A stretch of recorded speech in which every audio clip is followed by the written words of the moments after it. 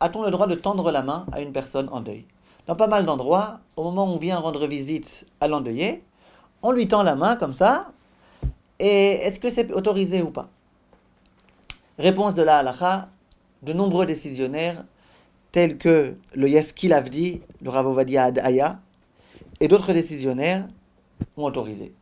Le Rav Tzvi Pessar Frank, par exemple, dit que c'est la coutume en Angleterre. Je ne sais pas si vous avez déjà été en Angleterre, vous avez déjà vu cela. Il paraît qu'en Angleterre, la coutume, c'est d'aller voir les endeuillés et de leur serrer la main. Dit le Rav Tzvi Pessar Frank, eh ben, il n'y a aucune interdiction. Ça ne s'appelle pas demander à l'endeuillé Mashlomcha. Ça ne s'appelle pas Sheilat Shalom.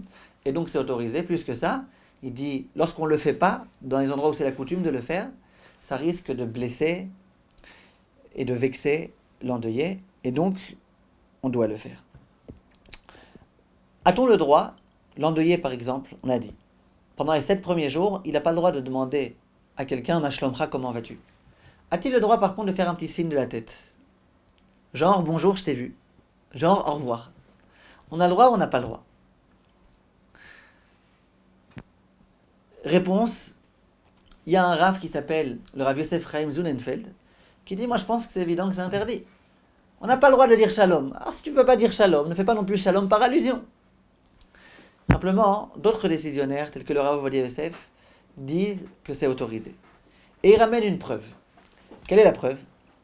Il est écrit dans la Gemara que lorsque la personne qui est en deuil fait un petit signe de la tête, comme pour dire ça y est, vous êtes resté suffisamment ici, maintenant vous pouvez partir, à ce moment-là, les personnes qui sont venues lui rendre visite se doivent de partir et de se rendre à la maison, chez eux, de partir de la maison de l'endeuillé.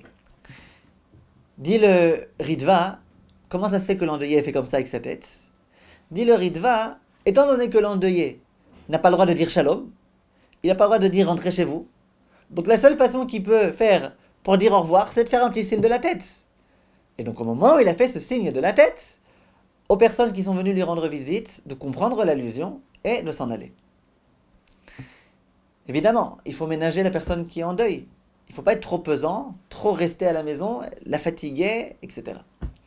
De là, on voit, dit le Rav Ovadia Yosef, que c'est autorisé de faire un signe de la tête. Le Ritva, au moment où il a ramené cette coutume, il n'a pas dit que c'est une mauvaise coutume. Il ne l'a pas récusée. Donc il y a lieu d'autoriser. Voilà la preuve qu'il rapporte. En dehors de cela, il y a une question qui se pose. Est-ce que Shabbat, on a le droit de dire shalom ou pas? La personne qui est en deuil, par exemple, est-ce qu'elle a le droit, Shabbat, de dire à ses amis, Mashlomchem, alors qu'elle se trouve pendant les 7 jours de deuil? Ou vice-versa, lorsqu'on rencontre une personne en deuil pendant les 7 jours, a-t-on le droit de le faire ou pas? Alors ça dépend beaucoup des coutumes. Les décisionnaires disent, dans les endroits où la coutume c'est d'interdire, on interdit. Dans les endroits où c'est d'autoriser, on autorise. Et en pratique, de nombreux décisionnaires, tels que le Bet Hillel, le Misgeret HaShulchan, le Nahar Mitzrayim, ont écrit que la coutume, c'est de dire Shalom le jour de Shabbat. Shabbat Shalom, par exemple. Ou alors Mashlomcha. Pourquoi? Vous savez qu'il y a une halakha qui dit que le jour de Shabbat, on ne doit pas mettre en évidence le deuil. Ça s'appelle en hébreu En Avelud Befaresia. Le jour de Shabbat, tout ce qui est discret, on doit l'accomplir concernant les lois de deuil. Tout ce qui est ostentatoire, qui va se faire trop remarquer, ça on ne doit pas l'accomplir. Évidemment, il y a des lois. Il ne faut pas jeter ce principe et autoriser tout. Là, en l'occurrence, disent les décisionnaires. En général, on rencontre quelqu'un, on lui dit Shabbat Shalom.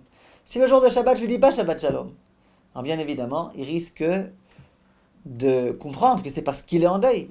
Et donc, on a souligné, on a mis en évidence le deuil, et ça c'est interdit. Voilà pourquoi c'est autorisé.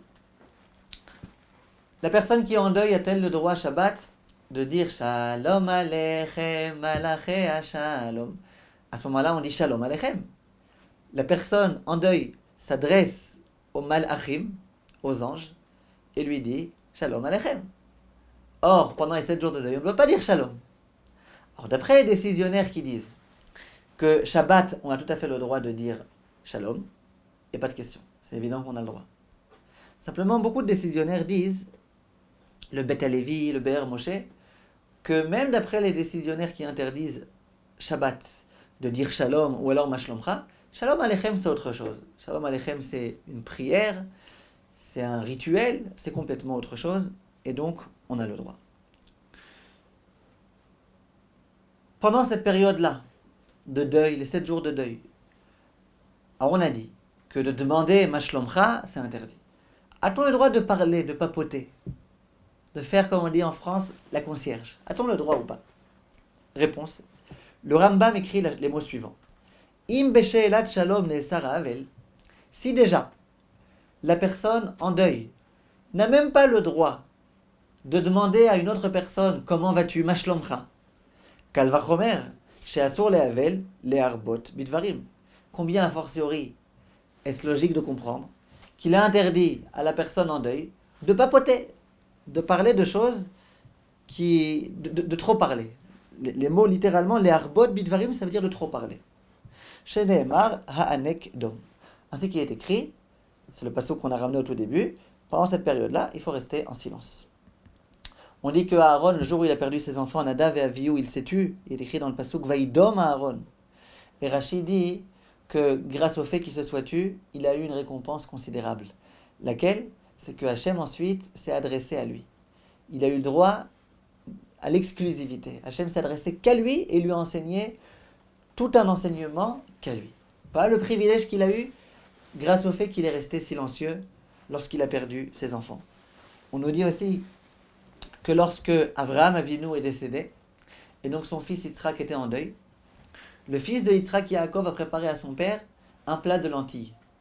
Il est écrit dans la Gemara dans Baba Batra, pourquoi des lentilles? Parce que les lentilles, N, la M, P, elles n'ont pas de bouche. Ça veut dire la forme, la structure de la lentille, c'est tout rond. À aucun endroit on voit qu'il y a une petite ouverture. C'est pas comme par exemple du blé. Dans le blé, il y a une petite ouverture. Dans le riz, il y a des endroits peut-être où il y a une ouverture. Mais la lentille, elle n'a pas d'ouverture. Comme ça, il est écrit dans la Gemara. Et c'est la raison pour laquelle on lui a donné des lentilles. Comme pour dire que pendant cette période-là, c'est pas la peine de trop parler, c'est pas la peine d'avoir une bouche trop grande ouverte.